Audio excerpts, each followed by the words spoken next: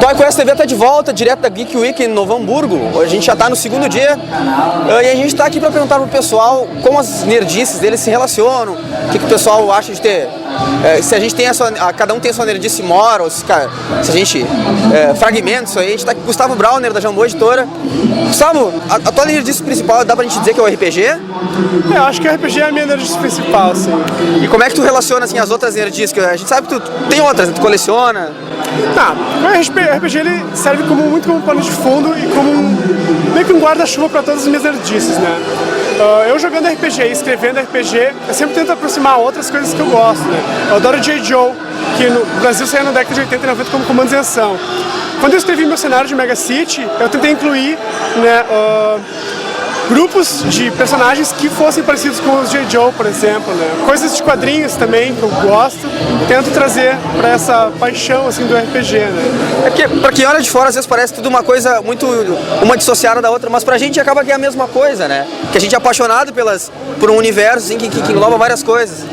Eu acho que o geek ou o nerd brasileiro ele tem uma vantagem, principalmente depois de os geeks e nerds de uma certa idade, tipo a gente, sobre os geeks e nerds de outros países. Porque se pega o nerd americano, desde muito cedo, é muito específico, né?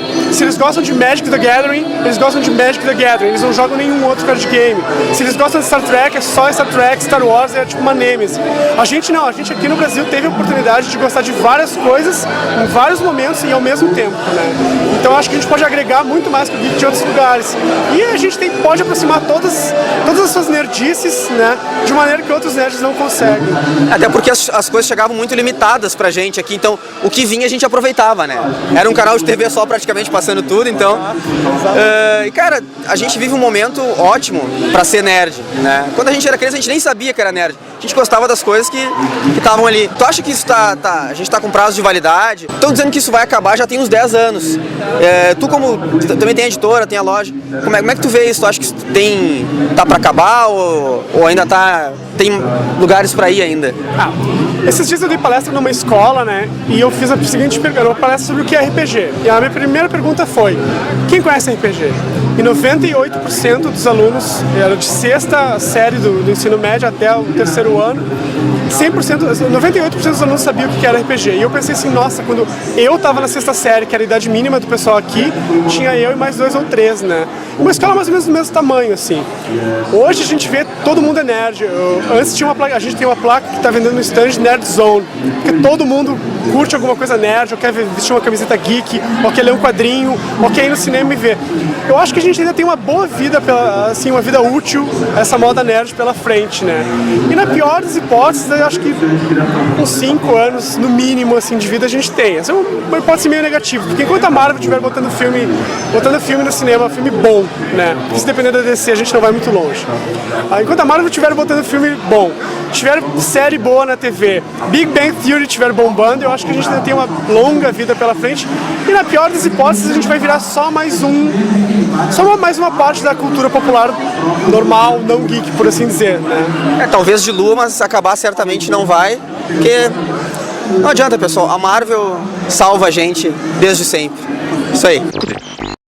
Continuando aqui no Geek Week em Novo Hamburgo, a gente está num evento que é para todas as idades. A gente tem uma piazara atrás dos youtubers aqui, tem o pessoal mais velho que vem ver os bonecos, vem ver os quadrinistas. E a gente está aqui com o Cris, que é o cara por trás da Império Geek Colecionáveis, nosso parceiro já de longa data, que trouxe uma exposição além da loja deles, as figuras que são todas, boa parte das figuras tem aqui são do Cris. Tu é um cara que certamente não tem uma nerdice só, né? Além das figuras que também é o teu trabalho, que mais aí entra na tua vida como nerdice? Cara, basicamente eu comecei com quadrinhos. Eu acho que muita gente começou com quadrinhos antes de partir para os colecionáveis, né? Então, os colecionáveis começaram muito tempo depois. Eu coleciono quadrinhos desde os meus 8 anos de idade, lá se vão quase 30 anos, e só depois dos meus 20 e poucos anos que eu descobri os colecionáveis. Então é o 3D dos quadrinhos, né? Então enfeitava a prateleira com os gibis e tudo mais, né? Então basicamente foi com quadrinhos e depois colecionáveis, né? E no meio desses ainda tem alguma coisa de videogame que ainda são um pouquinho... São pelo menos 3 nerdices, né, então? São pelo menos 3 nerdices. Cara, e como é que tu administra isso, assim? O teu foco, tu tem o foco principal, Teu negócio realmente é quadrinhos e as figuras são uma extensão, ou hoje em dia já está ao contrário? Na verdade, ter transformado a questão do meu foco nerd de figuras em um trabalho facilitou bastante. Então eu posso usar o trabalho como desculpa para ter figuras colecionáveis, porque não é para exposição. Então tem uma desculpa bem plausível, né, para isso. Mas eu tento administrar de maneira que não interfira nos outros setores da minha vida. Setor pessoal, apesar que a minha esposa ela é uma grande apoiadora disso, então ela está sempre do meu lado, está sempre atrás de peças novas também, me mostrando. As nossas esposas são umas santas, né? Que a minha, Mayra Thalise, que além de trabalhar junto com o Cris, incentiva ele a comprar, né? Já ganhou até presentinho nerd, que a gente sabe, ganhou até um céu estrelado do Star Wars, né? Pra dar uma acalmada na fera, mas as gurias realmente têm que ser canonizadas lá. Que elas, de parabéns, elas aguentam todas as nossas herdices. Eu acho que era bom cortar essa parte do vídeo ali pra não ficar. Não deixar a bola muito alta dela. Só pra deixar claro, a gente não fez nada, tá? A gente só tá elogiando aleatoriamente. Cara, e tu, assim, como trabalha com isso hoje, deixou de ser só um apreciador e tem a loja, tudo, que tem essa visão do mercado também. O que tu acha, cara, essa onda, esse hype do nerdismo e do colecionismo, tu acha que isso vai muito mais longe? Ou tu acha que já tá em descenso? Não, ele vai muito mais longe ainda, porque o mercado está começando a querer amadurecer. Então hoje nós temos uma gama enorme de eventos acontecendo. Então é desde eventos de anime, desde eventos de comics, eventos mais diversificados, que nem a Geek Weekend. Então o mercado está começando a se organizar agora com uma agenda de eventos, com uma temporada de eventos. O próximo passo agora é ir para a televisão mesmo. Depois que vai para a televisão, vai massificar muito mais ainda. E daí sim nós vamos poder pensar em declínio dessa onda nerd. Uma coisa que aconteceu rapidinho, uma coisa que aconteceu semana passada, foi uma matéria que se eu fosse um dirigente de futebol, eu me preocuparia. Se eu fosse um cartola de futebol, dono de clube, eu me preocuparia. Porque um público de mais de 50 mil pessoas, eu acho, foi para um estádio ou um espaço para isso, ver a final de League of Legends. São 50 mil pessoas, é aquela galera toda que foi ver a final de League of Legends, que não vai ver um jogo de futebol no estádio. Então, a questão de todo mundo. O Alexandre disse que não vai. Não vai nenhum dos dois, na verdade. Dois, né? Então, assim, esse pessoal não vai no estádio de futebol ver um jogo, mas vai olhar uma final de League of Legends. Se tu pensar que essa mesma galera, que esses 50 mil que estão lá, às vezes são ignorados pelo mercado. E são muito ignorados ainda, né? Então, por isso que quando chegar na TV aberta, vai haver uma massificação muito maior do que nós temos hoje. Então, com o Facebook e tudo mais, passando daí para a TV aberta, nós vamos ver um boom muito grande disso. Então, quando tu estiver olhando a novela, no intervalo, os caras estiverem anunciando Hot Toys, cara, aí tu sabe. A gente chegou num ponto que eu não sei depois quando é que vai começar, talvez, o declínio. Mas pode acontecer uma substituição das propagandas como nós conhecemos hoje, de cerveja, de time de futebol, de outras, voltados para o público nerd. Porque o público nerd está envelhecendo, né? Prepare-se para Ivete Sangalo vender bonequinho no intervalo da sua novela. Claro.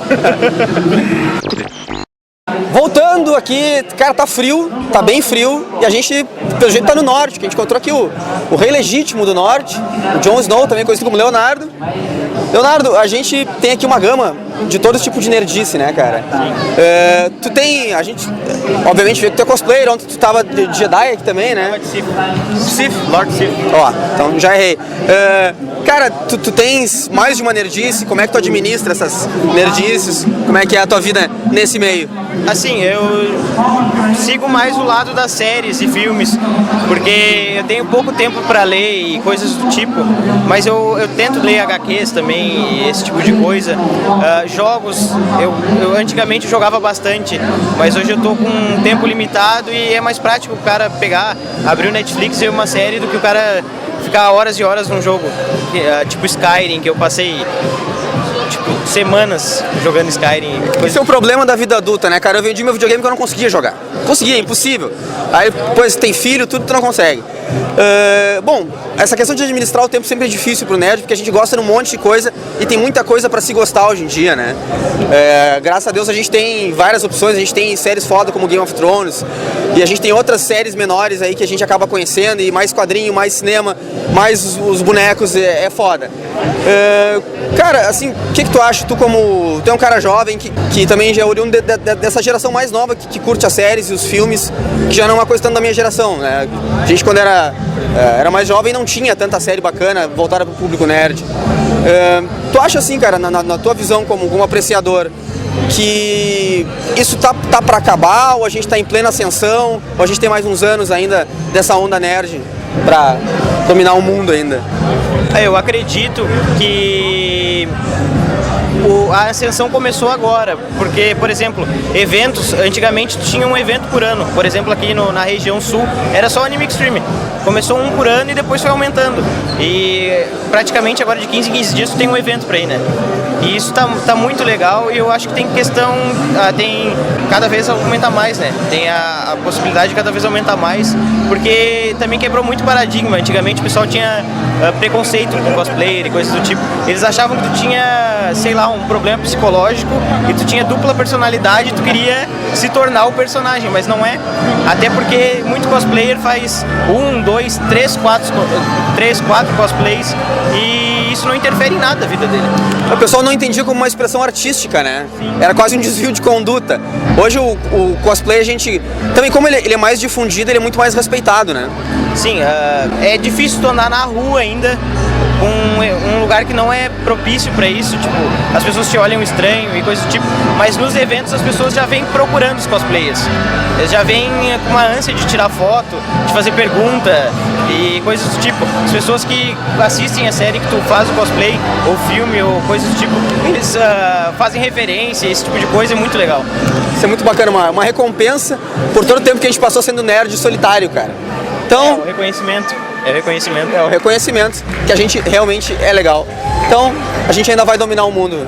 Pode esperar. Voltando com o nosso primeiro quadrinista entrevistado aqui, a gente está com o Gustavo Borges, que sim é maior de idade. Gustavo, a gente está falando com o pessoal sobre as nerdices todas aí, como é que o pessoal convive com as suas nerdices. Tu é um cara que é envolvido com arte, tu é quadrinista. Tu tem alguma outra nerdice, além de, obviamente, consumir e produzir quadrinhos? Eu adoro assistir série, eu gosto do cinema e eu não jogo videogame.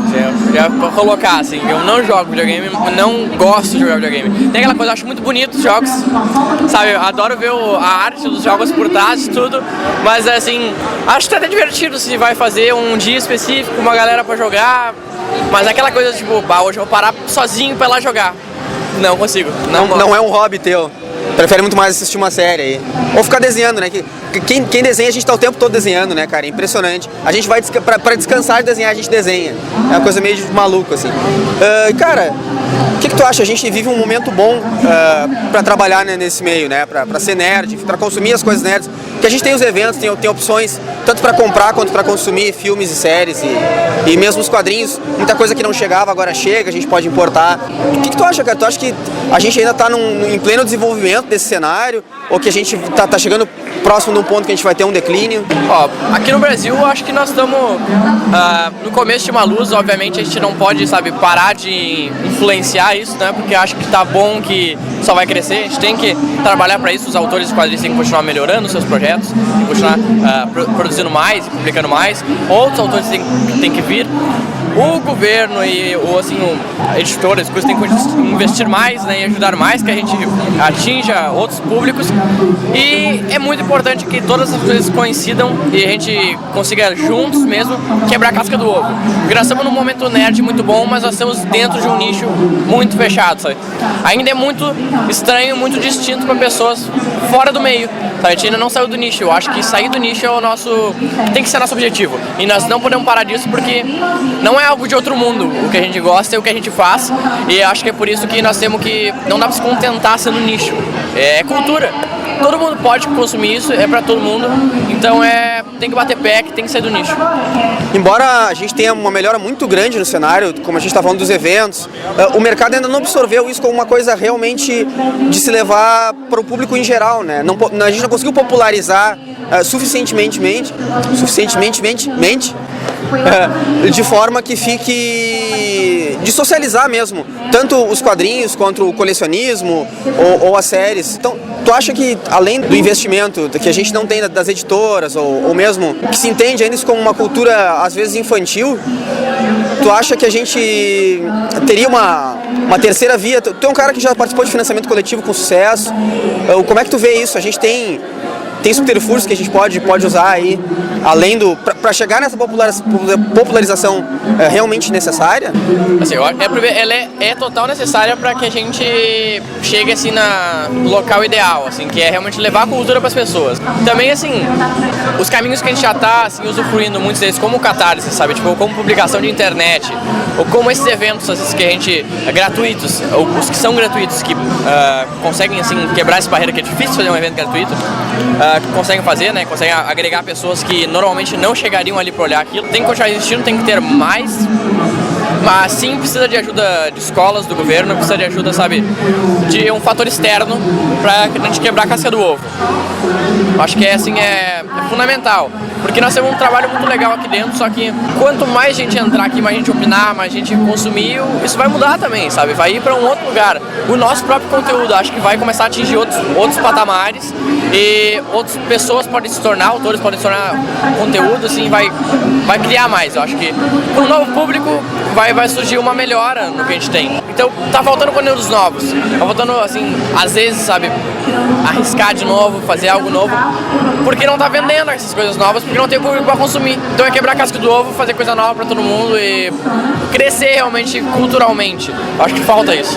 Então, em vez da gente trazer o pessoal para dentro do nicho, a gente tem que realmente quebrar a casca do ovo, como tu diz, e levar isso, popularizar, que era o que eu tava falando antes. A gente vai ter a Ivete Sangalo fazendo propaganda no intervalo da novela do Pétalas, por exemplo. Valeu!